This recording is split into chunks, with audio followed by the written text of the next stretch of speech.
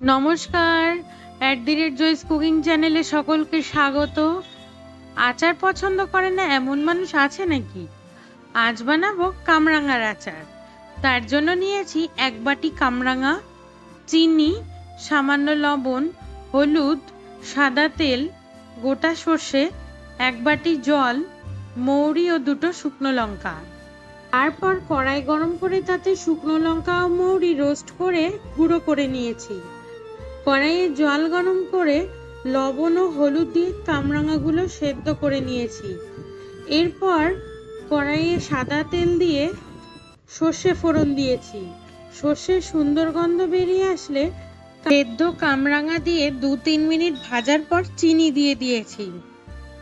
চিনি এইরকম গলে আসলে ভাজা মশলা দিয়ে 1 মিনিট রান্না করে নামিয়ে নিয়েছি।